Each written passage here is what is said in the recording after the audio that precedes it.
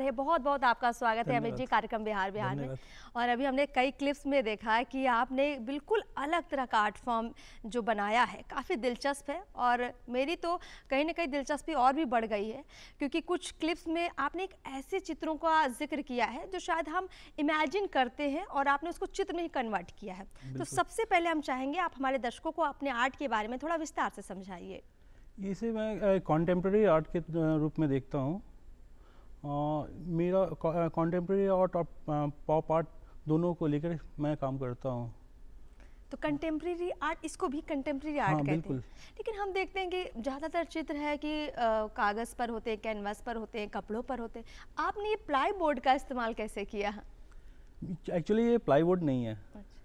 ये है canvas. Canvas पे ये पेंटिंग किया हुआ है। इस पे आपको ये जो भी दिख रहा है मैप और टेप वगैरह, वो कुछ भी अलग से नहीं लगाया हुआ है। अच्छा, ये चित्र में उकेरा हुआ ही है? हाँ, ये कलर है, ब्रश है? ब्रश से पेंट किया हुआ है एक्चुअली। वाह, हर कुछ जो भी इसमें दिख रहा है, सारा चीज़, स्टिकर वगैरह जो भी है पेंट किया हुआ है। यहाँ तक कि ये नेल्स भी है, सारा पेंट है। मतलब ये प्लाई बोर्ड बिल्कुल नहीं है। और ये सब कुछ कलर किया हुआ है आपने। तो बिल्कुल आप ज़रूर ये बताइए कि इस आर्ट को करने के लिए आप कैसे शुरुआत करते हैं? क्योंकि नॉर्मली लोग कागज़ लेते हैं, कलर लेते हैं, और कोई प्रकृति के चित्र बनाता है, कोई अलग अलग चित्रकारी करता है। आप कैसे शुरुआत करते हैं? हम लोग काम करते हैं स्टूडियो में। मैं बॉम्बे में रहा हूँ, तो एक छोटा सा कमरा था, उसमें स्टूडियो। और वहाँ पे क्या है कि स्टूडियो में अपना एक प्लाईवुड होता है, ईजल होता है, कुछ भी है, तो हम लोग उसी को देखते हैं, उसी पे रख करके काम करते हैं। उसको कैनवास मान के उस पर कैनवास लगा के उस पर पेंटिंग करते हैं। तो मैंने सोचा कि क्यों ना हम जो प्लाईवुड है उसको ही कैनवास बना लें। वो बना करके मैंने उस पर काम करना चालू किया। पहले लोग बोलते थे कि नहीं, इस तरह हो नहीं सकता है, प्लाईवुड कैनवास पे कैसे बन सकता है।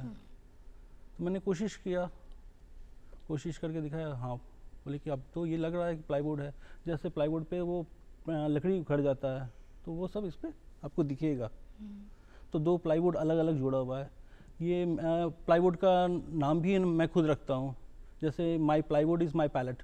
ये पैलेट है जिस पे हम लोग कलर मिक्सिंग करते हैं। ये अपना कलर मिक्सिंग का पैलेट है, वो पैलेट ही है मेरा वो। तो उस तरह से हम लोग काम करते हैं। अच्छा, हर आर्टिस्ट का एक थीम होता है। हाँ, बिल्कुल। और उसके सब्जेक्ट भी कहीं ना कहीं तय होते हैं। तो आप अपने सब्जेक्ट के बारे में बताइए, क्योंकि इसमें जो आपका सब्जेक्ट दिख रहा है काफ़ी विस्तारित दिख रहा है। तो आप किस सब्जेक्ट पर खास तौर पर काम करते हैं? देखिए, मुझे यादें, जैसे कुछ भी मेमोरीज में होते हैं और कुछ भी पास में हो जाते हैं, जो आप डेली देखते हैं लेकिन उसको महसूस नहीं करती हैं कि हाँ, वो आर्ट फॉर्म हो सकता है। जैसे कुछ मेरा काम है, जैसे न्यूज़पेपर में पैक करके रखा हुआ है। कोई भी पेंटिंग पैक करके रख देते स्टूडियो। सारा मेरा जो भी वर्क होता है वो मेरे आसपास से ही लिया हुआ रहता है। ऐसा नहीं कि बहुत कुछ हम अलग से सोच रहे हैं, कुछ निकाल रहे हैं। जो आसपास की चीज़ें होती हैं उसी से हम लोग काम करते हैं। तो वही है। एक हमने वो भी चित्र देखा जहाँ दोनों हाथ में एक रोटी रखी हुई है, और साथ में हम देखते हैं कि मिर्च है, अचार है, और काफ़ी सामान है। वो कोरोना काल का काम है मेरा। वो वाटर कलर में मैंने काफ़ी काम किया था, वाटर कलर से कोरोना काल में। तो उस सीरीज़ पे वो काम है, रोटी और मज़दूर।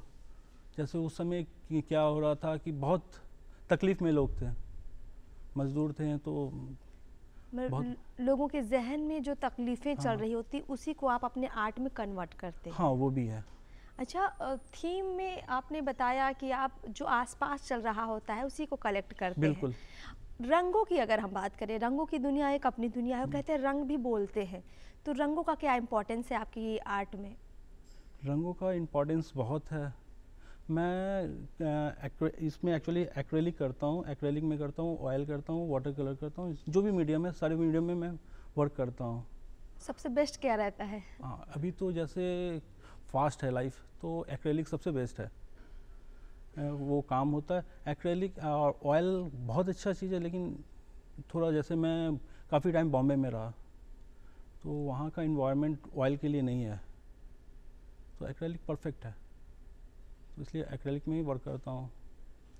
आपने कई जगहों पर चित्रकारी की होगी, अगर उसका आप जिक्र करें। मैं इंडिया के सभी जगहों पर चित्रकारी किया हूँ और एग्जीबिशन भी किया है। इंडिया छोड़ मैं बाहर भी विदेशों में भी मेरा एग्जीबिशन हो चुका है, विदेशों में भी मेरा काम बिक चुका है। देश के हर जगह लगभग मैं हर जगह मैं घुमा हूँ, दिल्ली हुआ, बॉम्बे हुआ, कलकत्ता हुआ, मद्रास हुआ, सब जगह मेरा शो हो चुका है। बिहार में क्या आपने अभी तक अपना काम किया है? हाँ, बिहार में मैंने किया है, बिहार में भी शोज़ होते रहते हैं। बिहार में मैंने अभी कुछ प्रोजेक्ट भी किया है, जैसे उसमें हो गया अपना एक पटना जंक्शन का डिज़ाइन मैंने किया, पटना जंक्शन हो गया, आरा स्टेशन हो गया, राजगीर स्टेशन, ये सारा डिज़ाइन फ्रंट वॉल मेरा ही किया हुआ है। नहीं, पटना जंक्शन पर जो फ्रंट वॉल हम देखते हैं वो हाँ, आपकी है? बिल्कुल। बहुत खूब। और आरा में क्या बनाया आपने? आरा में भी वही है, फ्रंट वॉल ही है। अच्छा। तीनों जगह फ्रंट वॉल का डिज़ाइन ही किया हुआ है। तो ये कैसे बनाते हैं आप? ये तो है, पहले खुद से डिज़ाइन करना पड़ता है पेपर पर डिज़ाइन करने के बाद फिर वो सिस्टम पे जाती है, सिस्टम पे वो काम होके फिर वो कटिंग होने के लिए जाता है। WPC बोर्ड होता है एक, WPC बोर्ड कटिंग होके फिर वो वहाँ पे पेस्ट होता है। अच्छा, वो जो आर्ट आप वॉल पे करते हैं और जो ये है, इसमें क्या डिफरेंस है? बहुत डिफरेंस है। हाँ।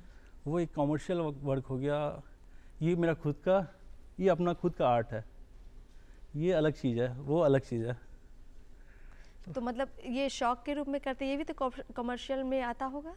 ये कॉमर्शियल तो है ही, लेकिन ये मतलब कि प्रोफेशनल, ये खुद मेरे अंदर से आता है, वो आर्ट मेरे अंदर का नहीं है।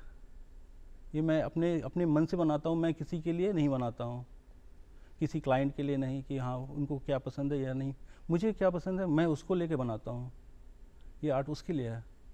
बिल्कुल, आप दोनों तरफ काम कर रहे हैं और लंबे वक्त से कर रहे हैं। अमित जी, अगर हम आपकी इस जर्नी पर जाना चाहें, कब शुरुआत हुई इसकी? मेरी जर्नी, मैं बचपन से ही मुझे आर्ट का शौक़ था। मेरे पापा भी आर्ट किया करते थे, वो हॉबी आर्टिस्ट थे, लेकिन मुझे उसको बढ़ाया। कुछ टाइम मैंने, जैसे मैं रहता था ये मोना सिनेमा के पीछे, तो गांधी मैदान जब भी खेलने जाता था तो वहाँ पे पीछे एक ये था, वर्कशॉप था, फिल्म का पोस्टर बनता था, मैं वहाँ घंटों खड़ा होकर देखता था। वहाँ पे जो सर थे उनसे मैंने बात किया, वो काफ़ी दिन मुझे टाले कि नहीं अभी नहीं, अभी मैं नहीं सिखलाऊँगा, नहीं सिखलाऊँगा, लेकिन लास्ट में वो भी हार गए, बोले कि चलिए आ जाइए आप। वहाँ से मेरा जर्नी स्टार्ट हुआ। फिर मैं कॉलेज में एडमिशन लिया, आर्ट्स कॉलेज में। वहाँ पे फिर आर्ट्स कॉलेज करने के बाद मैं बॉम्बे चला गया, और बॉम्बे में मैंने काफ़ी काम किया, शोज़ किए, वहाँ से बाहर भी शोज़ किए। अभी मैं पटना में हूँ फ़िलहाल। कई संघर्ष भी लोग देखते हैं जब किसी कला की शुरुआत करते हैं, और जब यूनिक कला हो तो ऐसे संघर्ष ज़रूर आते हैं। हाँ, आपने क्या देखा? मैंने देखा है संघर्ष, तो मैंने भी किया है। पहले लोग इस आर्ट को समझते ही नहीं थे, और अभी भी ऐसा होता है कि कभी मैं एग्जीबिशन में मैंने लगाया तो कुछ पेंटिंग्स देखने के बाद जब भी मेरी पेंटिंग आती है वो उसको पार कर जाती है, क्योंकि ये इतनी रियलिस्टिक है, उनको लगता है ये प्लाईवुड है, या फिर कुछ पेंटिंग पैक किया हुआ है, कुछ बबल का है काम तो बबल से पैक करके रखा हुआ है या खुला नहीं है, तो वो उसको और इग्नोर करके आगे बढ़ जाते हैं। जब उनको लगता है कि हाँ ये आर्ट है, तब अब जाके धीरे धीरे लोगों को समझ में आने लगा है कि हाँ मेरी पहचान बन चुकी है। अब अगर सवाल मैं आपसे करूं कि जो एक आम चित्रकला होती उस तरफ शिफ्ट ना होकर आप इधर ही क्यों शिफ्ट हुए? इधर क्यों शिफ्ट हुए? मैं उस समय जब मैं काम चालू किया था, मैं सोच भी रहा था कि सारे आर्ट तो कर ही रहे हैं, फ्लावर बना रहे हैं, भगवान की मूर्ति बना रहे हैं, कुछ भी बना रहे हैं, लेकिन मैं कुछ अलग कैसे कर सकता हूँ? पहचान बनाने के लिए कुछ तो अलग करना पड़ेगा।